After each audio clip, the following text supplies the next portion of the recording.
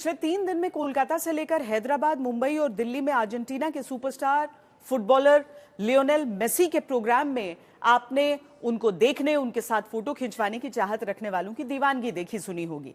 लेकिन सवाल है कि इससे देश की फुटबॉल को क्या मिला।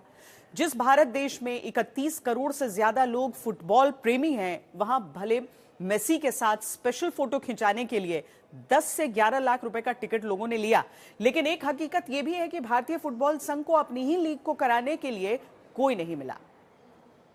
एक तरफ मेसी की दीवानगी जो देश के 4 महानगरों में देखी गई, लेकिन खबरदार करता सवाल तो दूसरी तस्वीर में है, जहां भारतीय फुटबॉल के सामने उसका सबसे बड़ा संकट खड़ा रहा, जब पिछले महीने पता चला कि ऑल इंडिया फुटबॉल फेडरेशन यानी AIFF अपनी premium tournament Indian super league के लिए कमर्शियल पार्टनर तक तलाशने में फेल हो गया।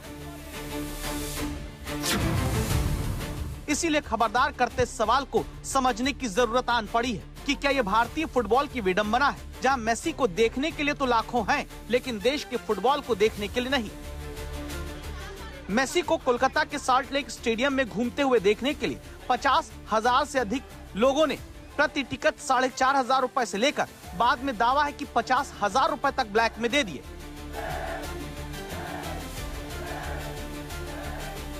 सिर्फ कोलकाता ही नहीं, इसके बाद हैदराबाद, मुंबई और दिल्ली तक मेसी को देखने की दीवानगी में स्टेडियम के सारे टिकट बिक गए। दावा ये तक कि दिल्ली में 200 लोगों ने पहले ही मेसी के साथ फोटो खिंचवाने और हाथ मिलाने के लिए 100 लोगों की सीटें बुक की थी, जिसकी कीमत प्रति व्यक्ति 11,74,000 रुपए रही। यही हैदराबाद में भी मेसी के साथ अलग से फोटो खिंचवाने के लिए रेट रहा। लेकिन एक हकीकत यह भी कि जहां महानतम फुटबॉलर मेसी के साथ फोटो खिंचवाने के लिए दावा है, 23 करोड़ रुपए से ज्यादा का स्पेशल टिकट लोगों ने खरीदा, जहां मेसी के पास जाकर सेल्फी लेने, उनके साथ फोटो खिंचाने के लिए लोगों ने दावा है 23 करोड़ रुपए खर्च कर दिए। वहीं अखिल भारतीय फुटबॉल महासंघ जो इंडियन सुपर लीग टूर्नामेंट कराता आया था, वो अब की बार आयोजित ही नहीं हो पाया, क्योंकि भारतीय फुटबॉल संघ ने जो 37 करोड़ का प्रस्ताव रखा था, उस पर किसी ने बोली ही जमा नहीं की।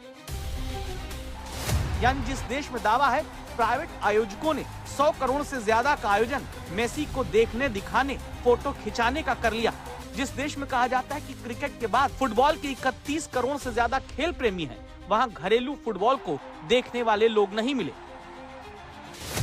इसकी वजह का और विस्तार करते हैं।